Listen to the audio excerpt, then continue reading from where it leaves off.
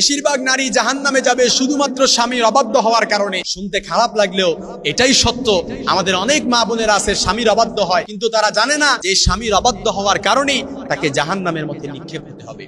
অনেক মা বোনেরা আছে স্বামীর উপর ডমিনেটিং করার চেষ্টা করে, স্বামীর উপর নিজে কর্তৃত্ব খাটানোর চেষ্টা করে। স্বামী যে তার অভিভাবক এটা সে মানতেই চায় না, বুঝতেই চায় না। এই জন্য সকল মা বোনদেরকে এই মেসেজটা পৌঁছায় দেবেন, তাদেরকে যেইভাবে পারেন তাদের কাছে কথাগুলো পৌঁছায় দেবেন যে জাহান্নামে যাওয়ার জন্য এই একটা কারণেই যথেষ্ট, যে স্বামীর অবাধ্য হওয়া। আপনি দুনিয়াতে আছেন, আপনি যখন বাবার রেহেমে ছিলেন, আপনি যখন বাবার কাছে ছিলেন, বাবার বাড়িতে ছিলেন, তখন আপনি বাবার কর্তৃত্ব মেনেছেন, আপনি বাবা যেটা বলেছে সেটাই চলেছেন। কিন্তু যখন আপনি স্বামীর কাছে আসলেন, এই স্বামীর কর্তৃত্ব মানা এটা আপনার জন্য অত্যাবশ্যক ফরজ, এই স্বামীর কথা শোনা এটা আপনার জন্য ফরজ অত্যাবশ্যক। কেননা নবী সাল্লাল্লাহু আলাইহি সাল্লাম বলেছেন, কোন মা বোন কিংবা কোন মহিলা যদি জান্নাতে যেতে চায়, ইদা সাল্লাতিল মারআতু খামসাহা ওয়া সামাত শাহরাহা হাফিজাত ফারজাহা আতাআত বালাহা। স্বামীর আনুগত্য করতে হবে, স্বামীর উপর ডমিনেটিং করার চেষ্টা করা যাবে না।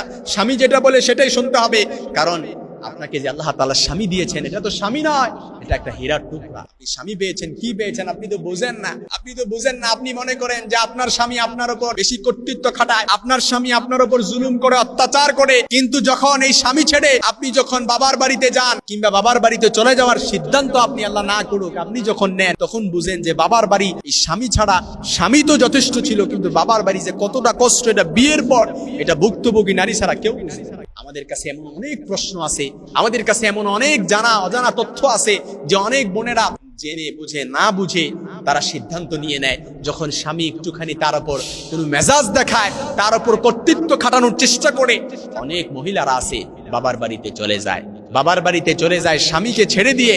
কিন্তু যখন বাবার বাড়িতে যায়, আহা, বিয়ের পর বাবার বাড়িটা যে কতটা কষ্টকর এটা ভুক্তভোগী নারী ছাড়া কেউ বুঝবে না। এজন্য আমি বলি যে সকল মা বোনেরা স্বামীর একটুখানি মেজাজ এটা সহ্য করতে পারেন না, স্বামীর একটুখানি কর্তৃত্ব এটা সহ্য করতে পারেন না, স্বামী আপনাকে যেটা বলে আদেশ নিষেধ এগুলো সহ্য করতে পারেন না, স্বামী আপনার উপর ডমিনেটিং করবে এটা আপনি সহ্য করতে পারবেন না।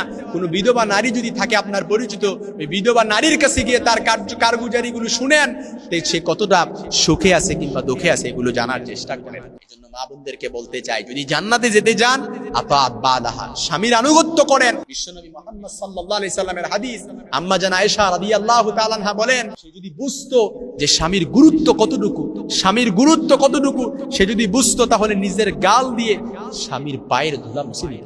নবী সাল্লাল্লাহু আলাইহি সাল্লাম এও বলেছেন যে আল্লাহ ছাড়া কাউকে সিজদা দেওয়ার আদেশ আমি দেই না, তবে আল্লাহ ছাড়া কাউকে সিজদা দেওয়ার আদেশ যদি থাকতো তাহলে প্রত্যেক স্ত্রীকে বলতাম স্বামীর পায়ে সিজদায় লুটিয়ে পড়ো। এজন্য মা বোনেরা এই কথাগুলো আপনাদের কাছে পৌঁছে যাবে, আপনারা এই কথাগুলো শুনবেন।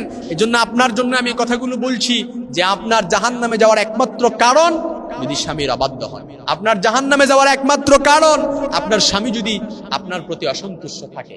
স্বামী অসন্তুষ্ট, আল্লাহ তাআলা অসন্তুষ্ট থাকবে। নবী সাল্লাল্লাহু আলাইহি সাল্লামের হাদিস আছে, কোন মহিলা যখন তার স্বামীর দিকে পিঠ ঘুরিয়ে যখন ঘুমায় কিংবা তার স্বামীর এমন ভাবে সে ঘুমালো যে তার স্বামী তার প্রতি অসন্তুষ্ট থাকে, সারাটা রাত ফেরেশতারা তার প্রতি লানত দিতে থাকে, লানাহাল মালাইকা, সারাটা রাত ফেরেশতারা তার প্রতি লানত দিতে থাকে। যে যখন তার স্বামী তার প্রতি অসন্তুষ্ট থাকে, তার স্বামী যখন তার প্রতি নারাজ থাকে, তখন ওই মহিলার উপর ফেরেশতারা অনবরত লানত দিতে থাকে। এজন্য আমার মা বোনদেরকে বলতে চাই, প্রিয় মা, প্রিয় বোন, আপনি আপনার স্বামীকে কদর করেন, আপনি আপনার স্বামীর মর্যাদা বুঝেন, আপনি আপনার স্বামীকে গুরুত্ব দেন, স্বামীর উপর ডমিনেটিং করবেন না, স্বামী যেটা বলে সেটাই মানার চেষ্টা করেন। যত পার্লারিং করবেন, মেকআপ করবেন, সবকিছু মেকআপ সাজুগুজু করে স্বামীকে দেখান, মেকআপ পার্লারিং করে পরপুরুষকে দেখাবেন না। পরপুরুষকে মেকআপ পার্লারিং করে যখন আপনি বের হবেন, যতটা পুরুষ আপনার দিকে তাকিয়ে লোলভ দৃষ্টিতে তাকাবে, প্রত্যেকটা পুরুষের সাথে জেনা করার গুনাহ আল্লাহ তাআলা আপনার আমলনামায় দিয়ে দিবেন। এজন্য মা বোনেরা এখনো সাবধান, এখনো সময় আছে, সাবধান হয়ে যান, এখনো সময় আছে, সাবধান হয়ে যান। আপনার জাহান্নামে যাওয়ার এই একটা কারণই যথেষ্ট, স্বামীর অবাধ্য হওয়া। আল্লাহ তাআলা আমার মা বোনদেরকে সেই সমাজ দান করুন।